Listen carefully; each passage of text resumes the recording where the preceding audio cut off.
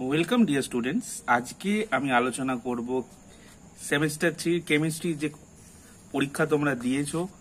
আজকে সে পরীক্ষা ছিল। আমি ভিডিওটা অনেক রাত্রিবেলা বানাচ্ছি, কেন সকালে কিছু কাজ ছিল ওই জন্য বানাতে পারিনি।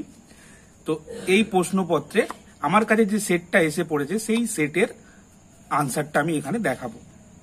এটা বলে রাখি যে প্রত্যেকের কাছে হয়তো একই কোশ্চেন গেছে, খালি নাম্বারটা উল্টো পাল্টা হয়েছে। তাহলে দেখে নাও কে কি আনসার করেছো এবং মিলিয়ে নাও। আমার ভিডিওগুলো যারা দেখেছো আশা করি তাদের হেল্প হয়েছে কিছুটা। এবার বাকিটা তো নিজের মেরিটের উপরও কিছুটা ডিপেন্ড করে আর পড়াশোনার উপরে। তো চলো দেখে নাও এই কোশ্চেনের আনসারগুলো কি কি। প্রথম কোশ্চেনটা কি বলেছে, নিম্নে উল্লিখিত দ্রবণগুলির মধ্যে কোনটির হিমাঙ্ক সর্বনিম্ন। এখানে তোমাদের কি করতে হবে, আশা করি এই টাইপের কোশ্চেন আমি দিয়েছি, দেখেছো। এখানে আই ফ্যাক্টর ভ্যান অফ গুণকটা বার করতে হবে। ভ্যান অফ গুণক বার করলে তাহলে আমি কি পাবো, ডেল টি এফটা পেয়ে যাব। ডেল টি এফটা যদি আমি পেয়ে যাই তাহলে সেখানে আমি হিমাঙ্কটা জানতে পেরে যাব। তাহলে এখানে দেখা যাবে যে সর্বনিম্ন যে হিমাঙ্কটা হবে সেটা হচ্ছে এইটা, অপশন সি। 2 নম্বর কোশ্চেনটা কি বলছে দেখো, 2 নম্বর কোশ্চেনটা একদম পুরো মিলে গেছে লেখা সমেত। নিচের কোন গ্যাসটি হেনরি সূত্র মেনে চলে না, এখানে হবে কিন্তু অ্যামোনিয়া, কেন এটা প্রচুর পরিমাণে দ্রবীভূত হয়ে যায়, ওই জন্য অ্যামোনিয়ার হেনরি সূত্র মেনে চলে না। 3 নম্বর কোশ্চেনটা কি বলছে দেখো, কিভাবে লায়োফোবিক সল্ট সংরক্ষণ করা হয়। এখানে কিন্তু কারেক্ট আনসার হবে এইটা, লায়োফিলিক সল্ট যোগ করে। Option D is the correct answer. 4 নম্বর কোশ্চেনটা কি বলেছে, নিচের কোন ক্ষেত্রে তঞ্চন হয় না। এখানে কারেক্ট অপশন হচ্ছে পেপটাইজেশন বা অপলয়ন, আর বাকি 3টে ক্ষেত্রেই কিন্তু তঞ্চন বা কোয়াগুলেশন হয়। 5 নম্বর কোশ্চেনটা কি বলেছে দেখো, 5 নম্বর কোশ্চেনটা এখানে বলে দিয়েছে একটা ফিগার, 100 গ্রাম জলে 10 গ্রাম অনুদ্বায়ী অবিয়োজিত অসংযোজিত দ্রাব্য যার আণবিক ভর 100। এইখানটায় একটা ফর্মুলা ছিল মনে আছে, del TB equals to KB into M. এই এম এর ভ্যালু যদি ক্যালকুলেট করো, এম এর ভ্যালু কিন্তু ক্যালকুলেট করলে এখানে আসবে 1। তাহলে আলটিমেটলি কেবির ভ্যালু কি হবে, ডেল টিবি। তাহলে option B is the right answer. এই কোশ্চেনটাও কমন এসছে আমার মক টেস্ট যে পেপারটা দেওয়া ছিল তার মধ্যে ফার্স্ট কোশ্চেন এটাই ছিল, কুয়াশা কি ধরনের কলয়েড। কুয়াশা মাথায় রাখতে হবে, কুয়াশা হচ্ছে গ্যাসের মধ্যে তরল, গ্যাসের মধ্যে তরল, এইটা কারেক্ট আনসার হবে, মানে সি যেটা সেটা কিন্তু কারেক্ট। 7 কোশ্চেনটা কি বলেছে দেখো, 7 কোশ্চেনটা বলেছে নির্দিষ্ট উষ্ণতায় একটি সুক্রোজের জলীয় দ্রবণের সঙ্গে 0.1 মোলার KNO3 এর জলীয় দ্রবণ হচ্ছে আইসোটনিক। আইসোটনিক মানে দুটোর দ্রবণ সমান হবে, মানে দুটোর যে কনসেন্ট্রেশন সেটা কিন্তু সেম হবে। তাহলে সেই ক্ষেত্রে বলছে সুক্রোজের দ্রবণের গাঢ়ত্ব কত। এখন এর দেখো, এর ভ্যান অফ ফ্যাক্টর কি হবে, এর ভ্যান অফ ফ্যাক্টর এটার ক্ষেত্রে সুক্রোজের ক্ষেত্রে এটা কি, এটা 1 থাকে ভ্যান অফ ফ্যাক্টর, আর এটার ক্ষেত্রে কি হবে, এটা হয়ে যাবে কিন্তু K প্লাস NO3 মানে 2 হয়ে যাবে আর কি টোটাল। আলটিমেটলি দেখা যাবে এই যে কারেক্ট আনসারটা হবে সেটা হচ্ছে 0.2। 8 নম্বর কোশ্চেনটা কি বলছে দেখো, সদ্য প্রস্তুত উপযুক্ত তড়িৎ বিশ্লেষ্য পদার্থ যোগ করে কোলয়েড দ্রবণ প্রস্তুত করার যে প্রক্রিয়াটা, সেই প্রক্রিয়াটাকে কিন্তু বলে পেপটাইজেশন। 9 নম্বর কোশ্চেনটা কি বলছে দেখো, নিচের কোন যৌগটিতে পারক্স বন্ধন অনুপস্থিত। Correct option is D, H2S2O7 oleum. 10 নম্বর কোশ্চেনটা কি বলছে দেখো, নিচের কোন যৌগ যুগ্ম জারণ ও বিজারণ ধর্ম প্রদর্শন করে। তাহলে এই ক্ষেত্রে এখানে কারেক্ট অপশন যেটা হবে সেটা হবে option B. Option B is the right answer. 11 নম্বর কোশ্চেনটা কি বলছে দেখো, নিচের কোনটি দ্বিমেরু ভ্রামক শূন্য হয়। এখানে যে কটা অপশন দেওয়া আছে তার মধ্যে আনসার হবে অপশন সি, HCF4 এর দ্বিমেরু ভ্রামক শূন্য হয়। 12 নম্বর কোশ্চেনটা কি বলছে দেখো, নিচের কোনটি ইলেকট্রন আসক্তি সর্বনিম্ন।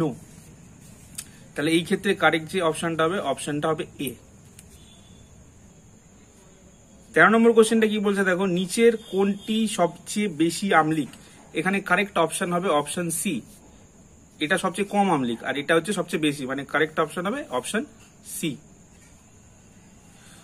14 নম্বর কোশ্চেনটা কি বলছে দেখো, নিচের কোনটি বিজারণ দ্বারা বিরঞ্জন ঘটায় যা অস্থায়ী। এখানে কারেক্ট অপশনটা হবে অপশন সি, SO2। এখানে দেখো এই কোশ্চেনটা কি দিয়েছে, HCF6 যৌগটির ক্ষেত্রে নিচের কোন বক্তব্যটি সঠিক নয়। এখানে কারেক্ট অপশন যেটা হবে অপশন ডি, HCF6H2 এর সাথে বিক্রিয়া করে কখনোই শুধুমাত্র জেনন প্রডিউস করে না। তাহলে অপশন ডি হচ্ছে রাইট আনসার। 16 নম্বর কোশ্চেনটা বলেছে দেখো, একটি অনিয়তাকার কঠিন পদার্থ এক্স কে বাতাসে পোড়ালে একটি গ্যাস ওয়াই উৎপন্ন হয় যা স্বচ্ছ চুনজলকে ঘোলা করে। আর ওয়াই গ্যাসটি আম্লিক KMnO4 এর সাথে বিক্রিয়া করলে জলীয় দ্রবণটি বর্ণহীন হয়ে যায়। ওয়াই গ্যাসটি অক্সিজেনের সাথে আবার বিক্রিয়া করে যে গ্যাসটা উৎপন্ন করে জেড, সেটা অম্ল বৃষ্টির জন্য দায়ী। আচ্ছা, এখানে দুটো অপশনের মধ্যে কনফিউশন হতে পারে, এ আর ডি, কিন্তু কারেক্ট আনসার যেটা হবে সেটা হবে এ। কেন, এখানে কি বলেছে, জেডটা যেটা উৎপন্ন করছে সেটি কিন্তু একটি গ্যাস। তাহলে এখানে option A is the right answer. 17 নম্বর কোশ্চেনটা কি বলেছে, আয়রনের উপস্থিতিতে ক্লোরিনের সঙ্গে বিক্রিয়ায় টলুইনের মুখ্য উৎপাদক জৈব যৌগটি হলো, এখানে অপশন সি প্যারাক্লোরোটলুইন। 18 নম্বর কোশ্চেনটা কি বলেছে, নিচের কোন বিক্রিয়াতে জলীয় KOH এর সাথে SN1 বিক্রিয়া করবে। জলীয় KOH দিলে কি হবে, প্লাস চার্জ আসবে, আর SN1 মানে এখানে কার্বোক্যাটায়নের কথা চলে আসছে। তাহলে এখানে মাথায় রাখতে হবে যার কার্বোক্যাটায়নটা 3 ডিগ্রি সে বেশি স্টেবল হবে এবং সেইটাই কিন্তু উৎপন্ন হবে, তার রেসিমিক মিক্সচারই কিন্তু এখানে পাওয়া যাবে। তাহলে এখানে কি হবে, এখানে 3 ডিগ্রি কার্বোক্যাটায়নকে 3 ডিগ্রি কার্বোক্যাটায়ন হচ্ছে এই 2 নম্বরটা, এই 2 নম্বরটা কিন্তু একমাত্র 3 ডিগ্রি কার্বোক্যাটায়ন। তাহলে এখানে পাওয়ার চান্সেস বেশি, এটা অপশন বি। 19 নম্বর কোশ্চেনটা কি বলেছে, নিচের কোন বিক্রিয়াটি সঠিকভাবে মেলে না। এখানে যদি বিক্রিয়াগুলো ভালো করে দেখা যায় তাহলে একমাত্র সঠিকভাবে মেলে না এইটা, কারণ নাইট্রোজেন গ্রুপ নেই, মানে NH2 গ্রুপ নেই কিন্তু এখানে কোনো। তাহলে শর্টেন বোমান বিক্রিয়ায় এই জিনিসটা কিন্তু হবে না। তাহলে option C is the right answer.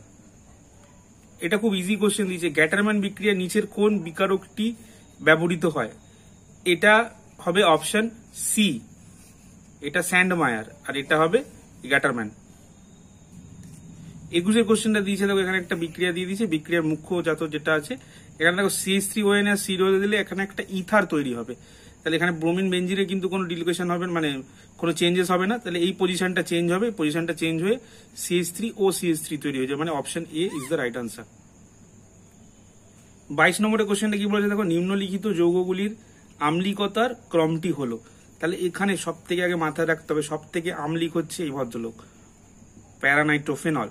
তাহলে এ আম্লিক, তারপরে এ আম্লিক, তারপরে এ আম্লিক, তারপরে এ আম্লিক। তাহলে কারেক্ট অপশন যেটা সেটা হচ্ছে option B. Option B is the right answer ইয়ার।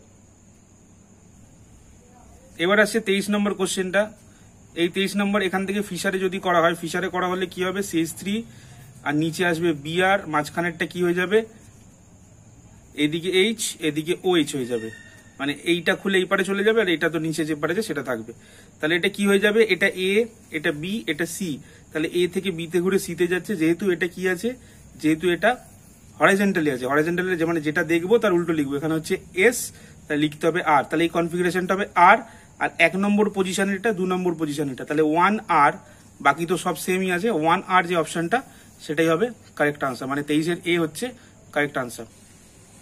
এবার আসছি 24-এর দেখো, এটা বুঝতে পেরে গেছো এটা কি হবে, এটা ফেনল থেকে স্যালিসাইল অ্যালডিহাইড যেটা, সেটা হচ্ছে কি, এর রাইমার-টিমান রিঅ্যাকশন। রাইমার-টিমান রিঅ্যাকশন হলে কি হবে, কাকে দিতে হবে, এই ভদ্রলোককে দিতে হবে। তাহলে option A right answer.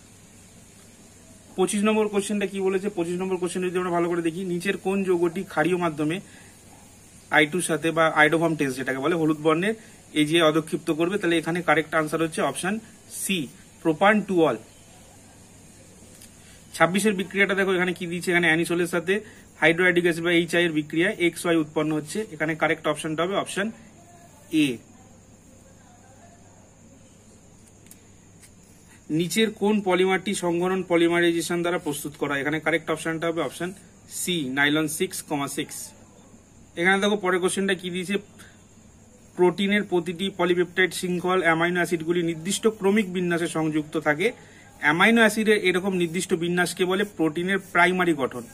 Option A is the right answer. এবার দেখো 29-এর কোশ্চেনটা, এটাও পুরো আমার ভিডিওতে কোশ্চেন তুলে দেওয়ার মতোই, পুরো কমন। নিচের কোন ক্ষারকটিতে ডিএনএ তে অনুপস্থিত, তাহলে এটা জানি সবাই আমরা, এটা হবে ইউরাসিল। তারপরের কোশ্চেনে দেখো সমতড়িৎ বিন্দুতে গ্লাইসিনের যে গঠনটি হলো, মাথায় রাখতে হবে সমতড়িৎ বিন্দুতে নাও প্লাস থাকে নাও মাইনাস থাকে, নিউট্রাল পজিশনে থাকে। তাহলে সমতড়িৎ বিন্দুতে কি থাকবে? সমতড়িৎ বিন্দুতে এইভাবে থাকবে, জুইটার আয়ন গঠন হয়। আশা করি মনে আছে, এটা হবে কারেক্ট আনসার, অপশন ডি।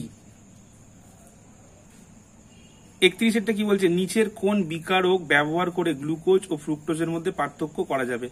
এখানে কারেক্ট আনসার হবে ব্রোমিন ওয়াটার, মানে option C is the right answer.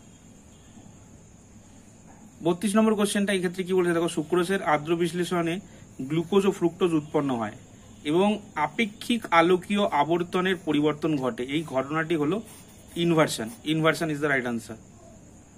33 নম্বর কোশ্চেনটা কি আছে দেখো, অলিফিনের জুতো পলিমারাইজেশনে ব্যবহৃত অনুঘটকটি হলো অপশন এ জিগলার নাটা অনুঘটক। 34 নম্বর কোশ্চেনটা কি বলেছে দেখো, নিচের কোন পলিমার মনোমার অ্যাক্রাইল ও নাইট্রাইল দ্বারা গঠিত? তাহলে এখানে কারেক্ট অপশনটা যেটা হবে Orlon. Orlon is the right answer. এবার একদম লাস্ট কোশ্চেনে চলে আসা হয়েছে। এখানে দেখো অপশন একটা মেলানো দিয়েছে। এইখানে দেখো কিরকম সুবিধা করে দিয়েছে, প্রাকৃতিক রবার। প্রাকৃতিক রবার মানে তো আমরা জানি আইসোপ্রিন। প্রাকৃতিক রবার মানে তো আমরা জানি আইসোপ্রিন, মানে 3 বি। এইবার অপশনটা দেখো, 3 বি শুধুমাত্র একটাতেই রয়েছে। তাহলে 3 বি যখন একটাতেই রয়েছে, তাহলে চোখ কান বুঝে এটাই আনসার হবে, option A is the right answer. যদিও তোমরা অন্য কোথাও হয়তো ভিডিও দেখে নিয়েছো অলরেডি, তবু আমার স্টুডেন্ট যারা আছো, যারা আমার স্টুডেন্ট অপেক্ষা করে আছো দেখার জন্য, আমি তাদের জন্য রাত্রিবেলা ভিডিওটা বানালাম। একটু দেরি হয়ে গেল, তবে যাই হোক, যদি উপকৃত হয়ে থাকো ভিডিওটি লাইক করে সাবস্ক্রাইব করে দিও।